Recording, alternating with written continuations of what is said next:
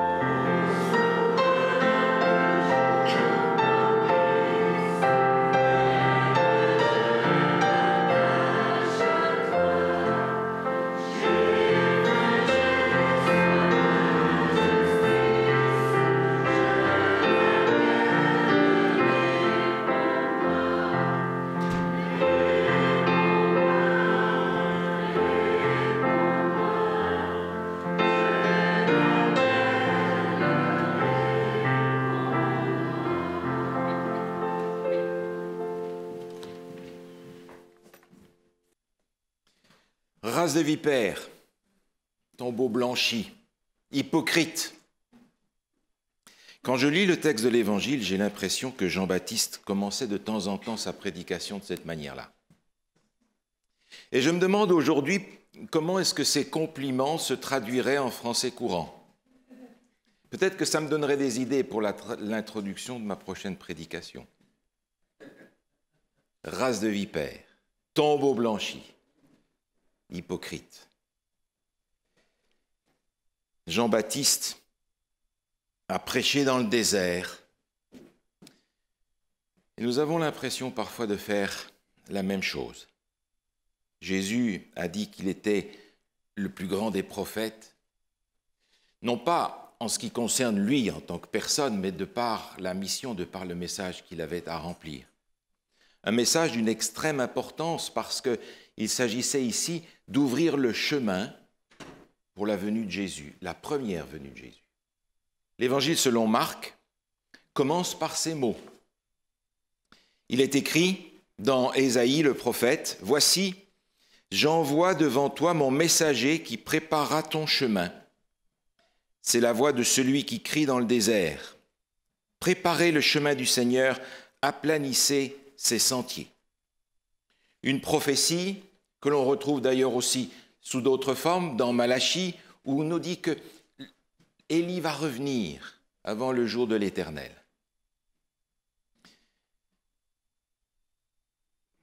Cependant, cette prophétie de Malachie m'interpelle parce que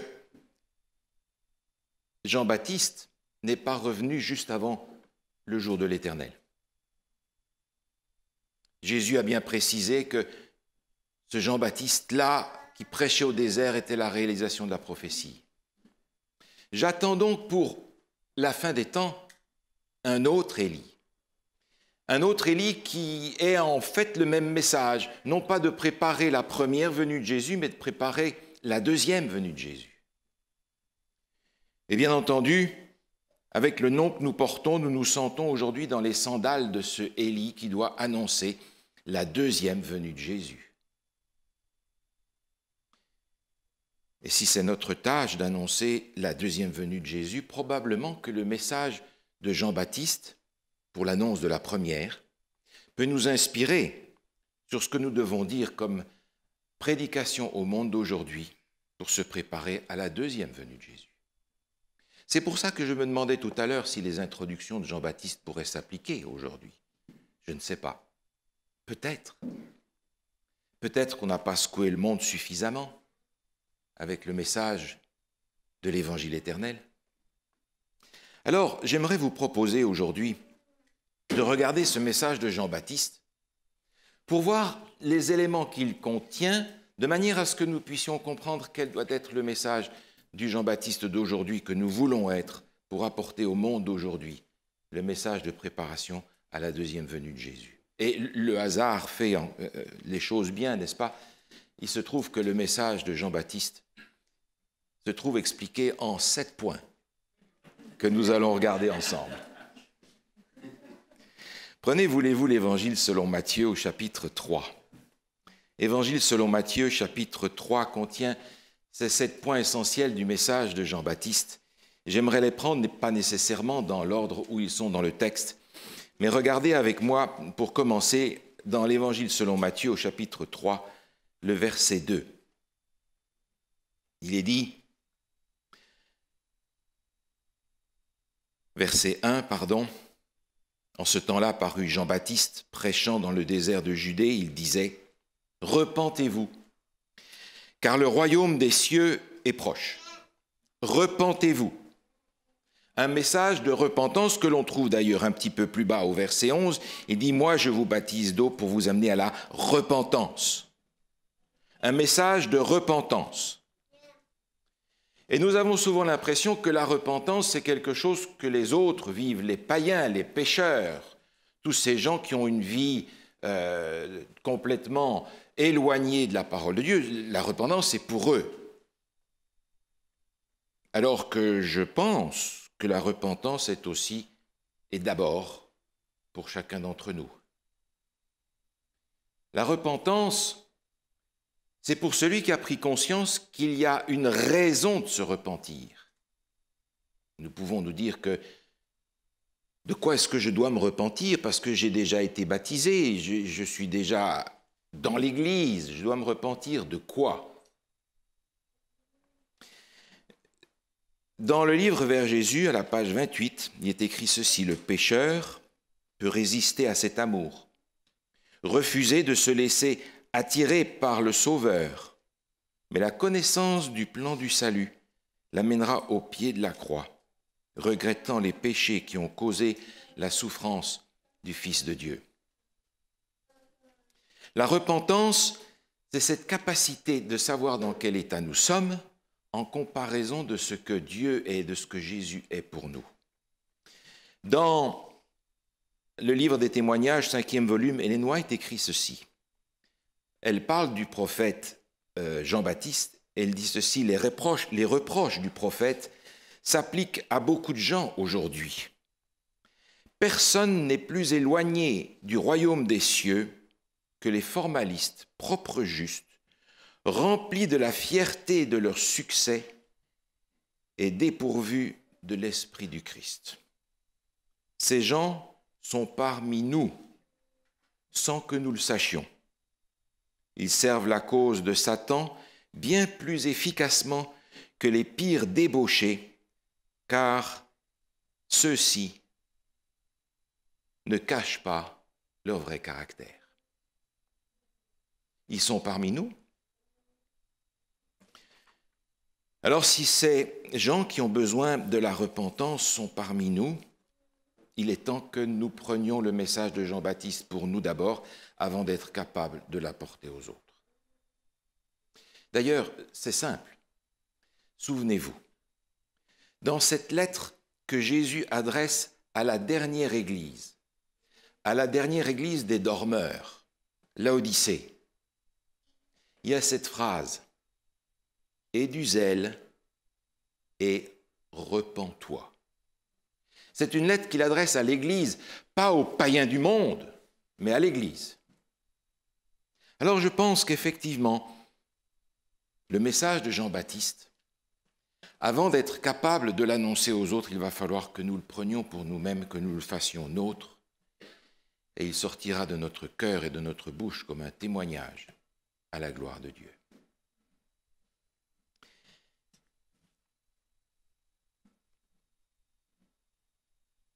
La repentance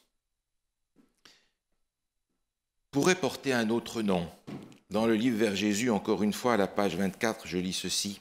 « Quand le cœur de l'homme cède à l'influence de l'Esprit de Dieu, la conscience se réveille et le pécheur commence à entrevoir la profondeur et le caractère sacré de la loi de Dieu. La conviction du péché s'empare alors de son esprit et de son cœur. Le réveil est finalement équivalent de cette repentance. En tout cas, c'est par cela qu'il commence. Et il se poursuit dans le message de Jean-Baptiste, un peu plus loin, au versets 7 et 8. C'est le deuxième élément du message de Jean-Baptiste où il dit, toujours dans Matthieu chapitre 3, verset 7, « Mais voyant venir à son baptême beaucoup de pharisiens, de sadducéens, il leur dit, « Race de vipères, qui vous a appris à fuir la colère à venir? Produisez donc du fruit digne de la repentance. » Ça, c'est le test finalement. Si la repentance est vraie, elle va automatiquement porter des fruits. Il ne s'agit pas ici d'une religion intellectuelle, une religion formaliste ou d'habitude. Il s'agit ici de porter des fruits. Autrement dit, si vous me permettez de reprendre un vocabulaire différent que vous connaissez, lorsque le réveil est authentique, la réforme va suivre automatiquement.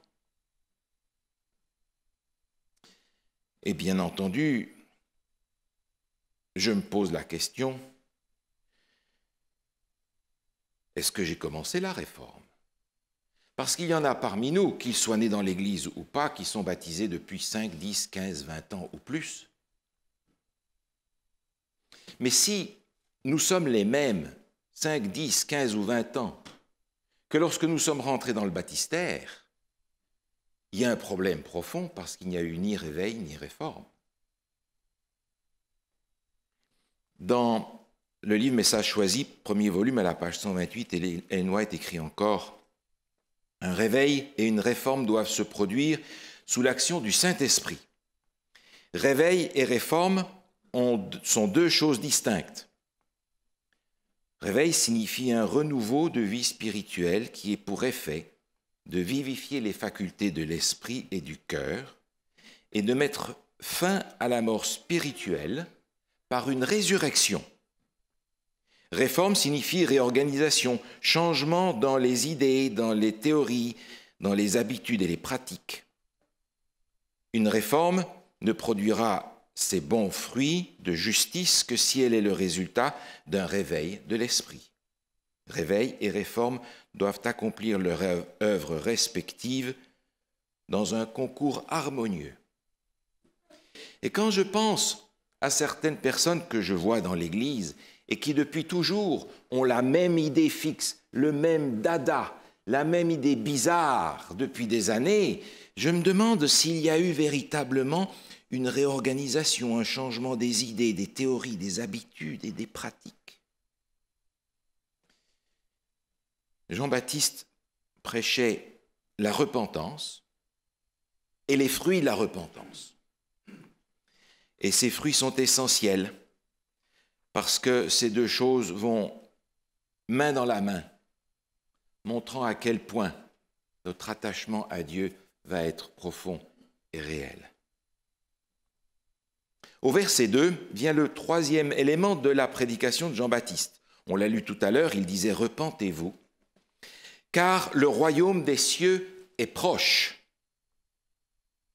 C'est quelque chose que nous pourrions dire tel quel.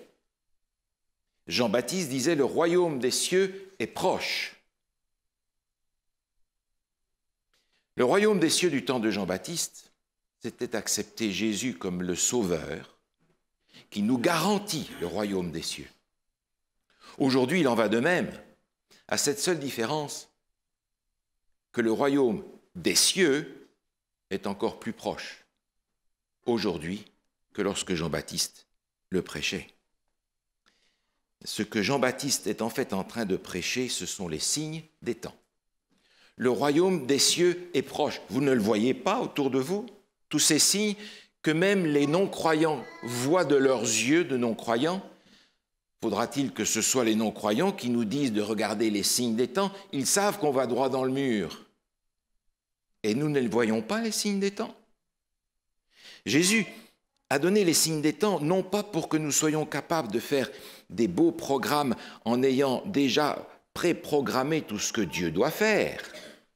Jésus disait, quand vous verrez ces choses arriver, vous saurez que je suis. C'est-à-dire que lorsque ces choses arrivent, nous devons comprendre ce que Dieu veut nous faire comprendre et admirer, encore une fois, Jésus, notre Sauveur, dans son humanité, dans sa divinité, dans son ministère sur terre et dans le ciel. Jean-Baptiste prêchait les signes des temps. Les signes des temps sont destinés à nous aider à passer de la notion de préparation à la notion d'être prêt. Parce que si nous sommes en train de nous préparer au royaume des cieux et que le royaume des cieux arrive, on ne sera pas prêt. Ce que le Seigneur nous propose, c'est d'être prêt. Écoutez, mesdames, vous devez recevoir quelqu'un à la maison. Pour midi, disons. Et à midi, vous êtes encore en train de préparer. Et les gens sonnent à la porte. Qu'est-ce que vous dites? Ils sont déjà là? Je ne suis pas prête. Et vous êtes encore en train de travailler à la cuisine comme une folle pour préparer vite, vite, vite pour les invités. Mais si à 11h30, vous avez terminé de préparer tout ce que vous avez à faire, vous vous asseyez dans votre rocking chair et vous attendez la venue des invités parce que vous êtes prête. On a confondu l'attente avec la préparation. Tant qu'on est en préparation, on n'est pas prêt. Et tant qu'on a encore du travail pour se préparer, est-ce qu'on l'attend vraiment? J'aimerais bien qu'il revienne un peu plus tard, quand j'ai fini au moins ma préparation. Et vous êtes bien conscient comme moi qu'il y a encore un chantier énorme dans notre vie à chacun et qu'il serait peut-être temps de demander à Dieu de nous donner son esprit pour que le chantier soit achevé pour quand Jésus revient. Le royaume des cieux est proche. Les signes des temps sont là. Et nous avons la grâce d'avoir dans la parole de Dieu le livre de Daniel et de l'Apocalypse pour pouvoir lire les signes des temps et les montrer à ceux qui nous entourent, pour être non pas en préparation, mais prêts au retour de Jésus. Le quatrième élément dans le message de Jean-Baptiste se trouve au verset 10. Toujours dans Matthieu chapitre 3, au verset 10, il est dit « Déjà la cognée est mise à la racine des arbres. Tout arbre, donc, qui ne produit pas de bons fruits, sera coupé et jeté au feu. » Et un petit peu plus loin, il continue au verset 12 avec le même thème. En parlant de Jésus, il a son vent à la main, il nettoiera son aire, il amassera son blé dans le grenier, mais il brûlera la paille dans un feu qui ne s'éteindra point. Jean-Baptiste avait dans son message pour son temps le message du jugement. Le jugement est une partie importante de la parole de Dieu. D'ailleurs, Jésus en parle. Regardez ce texte dans l'évangile de Jean, chapitre 9. Évangile selon Jean, chapitre 9, Regardez ce qu'il dit au verset 39. Évangile selon Jean, chapitre 9, verset 39.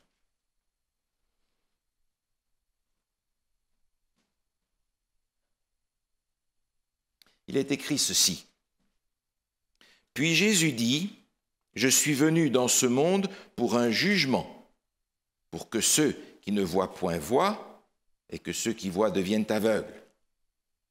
Je suis venu dans ce monde pour un jugement. » La venue de Jésus va finalement séparer la population à qui il a affaire en deux camps. Ceux qui voient avec le cœur et ceux qui deviennent aveugles.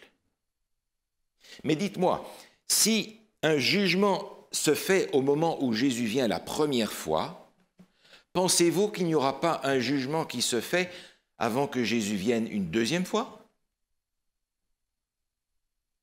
Le jugement fait partie de ce programme que Dieu a prévu pour permettre le retour de Jésus.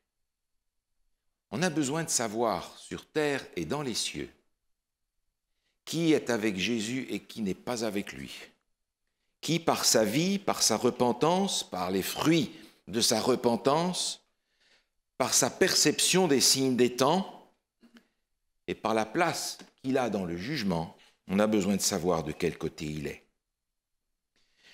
Et ce passage, vous le connaissez bien. Apocalypse 14 nous le répète. Craignez Dieu, donnez-lui gloire, car l'heure de son jugement est venue. Et vous savez comment on peut prendre ce texte dans les deux sens. Est-ce que c'est le jugement que Dieu exerce sur les hommes, ou est-ce que c'est le jugement dont Dieu est l'objet? Le jugement de Dieu, Dieu ne passe-t-il pas aussi en jugement, dans une certaine manière, à la fin des temps? Et nous avons le rôle, si incroyable que ça puisse paraître, de prendre la défense de Dieu par notre vie dans le jugement de Dieu.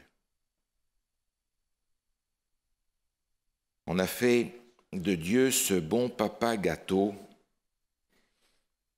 qui va sauver tout le monde. On a renvoyé chez lui le Dieu de l'Ancien Testament et on a gardé le copain Jésus pour soi qui va sauver tout le monde et qui pardonne tout le monde sans jugement. Mais pour ceux qui ont accepté que Jésus soit leur sauveur, le jugement est une joie. Vous vous souvenez comment se termine le psaume 98 et le psaume 96? Regardez-les avec moi. Psaume 98, il parle du jugement et il dit, verset 8, psaume 98, verset 8, que les fleuves battent des mains, que toutes les montagnes poussent des cris de joie devant l'Éternel, car il vient pour juger la terre. Il jugera le monde avec justice et les peuples avec équité. Ne pensez-vous pas que si dans l'Ancien Testament, les croyants se réjouissaient de ce que Jésus allait faire le jugement, nous le savons parce que le Nouveau Testament nous dit que tout jugement a été remis au Père, ne pensez pas que croyants que nous sommes aujourd'hui, nous devrions nous réjouir de ce que le jugement a lieu maintenant dans le ciel pour nous réhabiliter pour jamais comme fils et filles de Dieu. Seigneur, merci pour le jugement. Et il est à prêcher dans le monde d'aujourd'hui pour que le jugement devienne pour nos contemporains la bonne nouvelle pour aujourd'hui. Elle le sera quand elle sera aussi bonne nouvelle pour chacun d'entre nous. Le cinquième élément de la prédication de Jean-Baptiste se trouve encore une fois dans l'évangile de Matthieu au chapitre 3 et au verset 9. Au verset 9, Jean-Baptiste dit ceci. « Ne prétendez pas dire en vous-même, nous avons Abraham pour père, car je vous déclare que de ces pierres-ci, Dieu peut susciter des enfants à Abraham. » Jean-Baptiste est en train ici de s'approcher de ces gens et de leur dire, c'est pas parce que vous êtes juifs, c'est pas parce que votre père est Abraham que vous êtes sauvés. Peu importe mon pédigré religieux, ça n'a rien à voir avec mon salut. Je peux être enfant d'adventiste de la 5, 6 ou 10e génération, je peux avoir derrière moi 4 ou 5 générations de pasteurs, ça ne garantit en rien mon salut. Jean-Baptiste est en train de dire ici à ces gens qui ne sont pas sauvés par leurs ancêtres, ils sont sauvés par leur choix personnel. Une fois sauvé, toujours sauvé, ça ne marche pas dans les Écritures, cette histoire-là, parce que nous sommes invités à faire un choix personnel. Et Dieu veut que tous parviennent à la repentance et soient sauvés. En réalité, dans ce témoignage que Jean-Baptiste donne ici en disant « Ne pensez pas que d'avoir Abraham pour père va vous sortir d'affaire », il est en train de leur dire « La foi qu'avait Abraham, c'est la foi que vous devez avoir vous maintenant. Ne pensez pas que la foi de vos pères va vous sauver. » Il est en train de leur prêcher la justification par la foi à des gens qui étaient ensevelis dans la justification par les œuvres. Il est en train de leur dire ce que nous apprenons dans, par exemple, le livre de Jacques. Tournez avec moi quelques pages dans le Nouveau Testament et vous vous souvenez de cette phrase qui se trouve dans l'épître de Jacques, au chapitre 2, où il est dit au verset 23, « Ainsi s'accomplit ce que dit l'Écriture, Abraham crut à Dieu, et cela lui fut imputé à justice, et il fut appelé ami de Dieu. » Jean-Baptiste enseigne à ces gens le salut par la foi en Jésus, la justification par la foi par rapport à ce que Jésus a fait pour eux, en prenant leur place avec le sacrifice qu'il va accomplir. Vous n'êtes pas sauvés par vos ancêtres, vous n'êtes pas sauvés par vos œuvres, vous êtes sauvés parce que vous avez accepté que Jésus soit votre sauveur et que vous ayez cette foi dont Abraham est devenu un prototype. La foi d'Abraham, est-ce que vous l'avez? Et vous savez, quand on y réfléchit, moi-même qui ai grandi dans l'Église, j'ai encore des réflexes de gens qui croient à la justification par les œuvres. Vous savez, tous ces devoirs qu'on doit remplir dans l'Église pour être acceptable, etc. Toutes ces choses qu'il faut faire pour être ecclésiastiquement correct. Est-ce que ce sont des devoirs ou est-ce que ce sont les joies du service et les joies du salut, en nous souvenant que Jésus a pris notre place? Et vous vous souvenez, ceux qui persévèrent, qui ont cette persévérance qui va jusqu'au bout, ce sont ceux qui gardent les commandements de Dieu et qui ont la foi de Jésus. Ce sont ceux-là. Et il y a bien sûr un sixième point dans le message de Jean-Baptiste. Il se trouve au verset 5. Au verset 5, il est dit « Les habitants de Jérusalem et de toute la Judée et de tout le pays des environs du Jourdain se rendaient auprès de lui et confessant leurs péchés, ils se faisaient baptiser par lui dans les eaux du Jourdain. »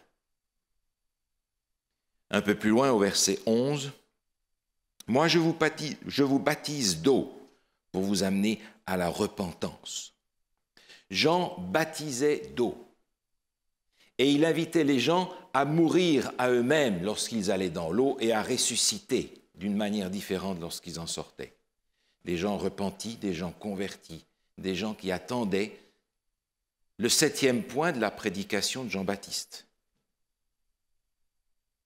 D'ailleurs, vous vous souvenez, ce que Jean-Baptiste fait à ce moment-là est aussi ce que les Jean-Baptistes des derniers temps doivent faire.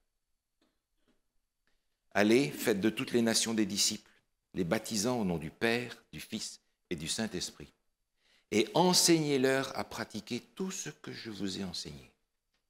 Et voici, je suis avec vous tous les jours, jusqu'à la fin du monde.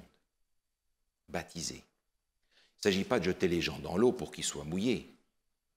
Il s'agit de les amener au travers de ce message qui les conduit finalement à Jésus. Et lorsque tout d'un coup, on se rend compte à quel point on est dépourvu, à quel point on est pécheur, à quel point on est perdu, vous vous souvenez, ces gens à la Pentecôte se tournent vers Pierre et les apôtres et disent « Mais qu'est-ce qu'il faut faire ? Repentez-vous et que chacun de vous soit baptisé au nom de Jésus-Christ. Et vous recevrez le pardon des péchés et le don du Saint-Esprit. Nous avons besoin que le Seigneur nous accorde cette mesure particulière de son Saint-Esprit. J'espère qu'à notre baptême, nous avons reçu le Saint-Esprit dans cette mesure de Pentecôte.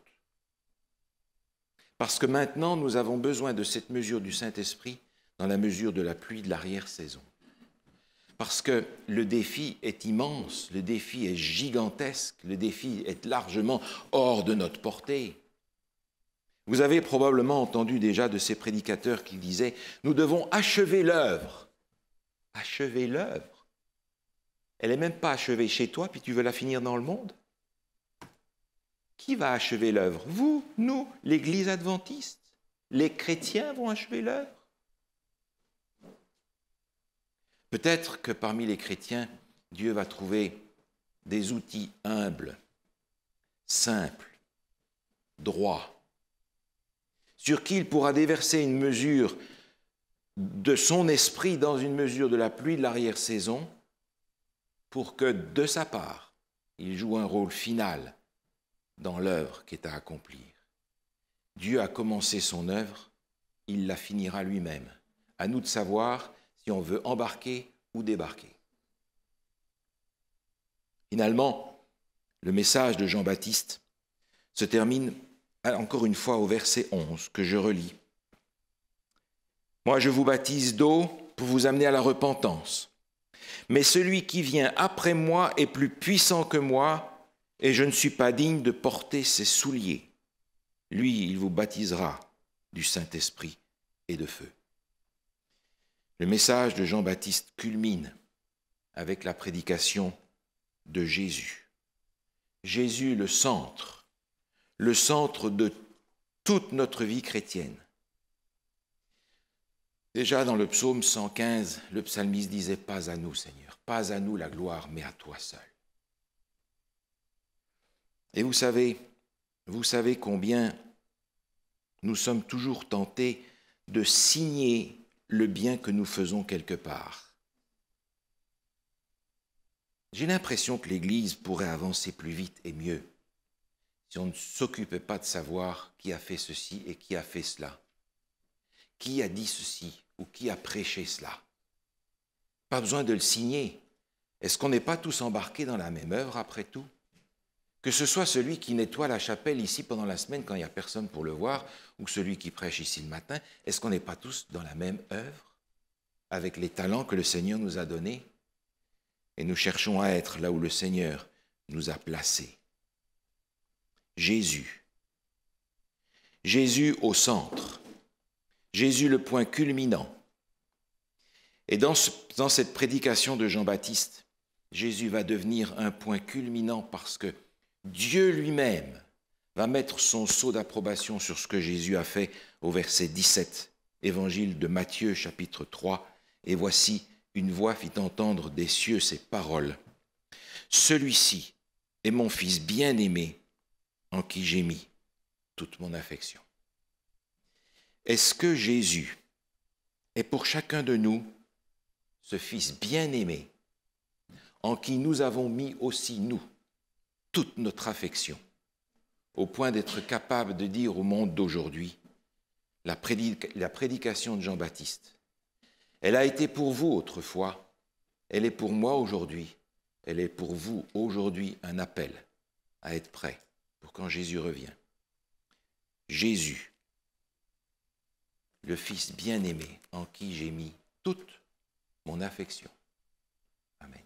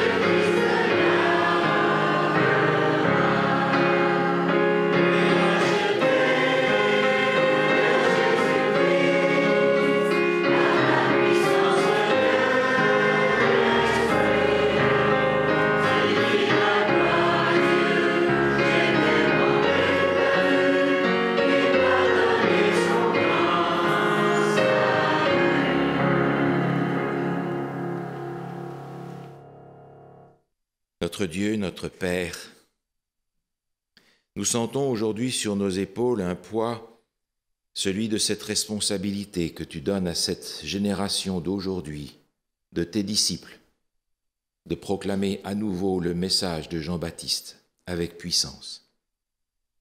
Et Seigneur, nous voudrions que ce message, tu l'enracines en chacun d'entre nous pour que nous soyons capables, non seulement de le prêcher en parole, mais d'être des témoins de Jésus-Christ aujourd'hui, témoins de sa prochaine venue, témoins de la grandeur de son salut, témoins du sérieux des temps dans lesquels nous vivons.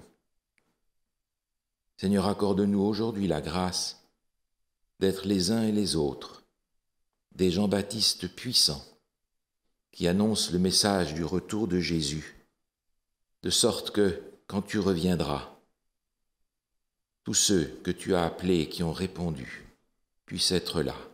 Nous, nos enfants, nos familles et tous ceux à qui nous avons donné ta parole vivante pour aujourd'hui. Au nom de Jésus. Amen.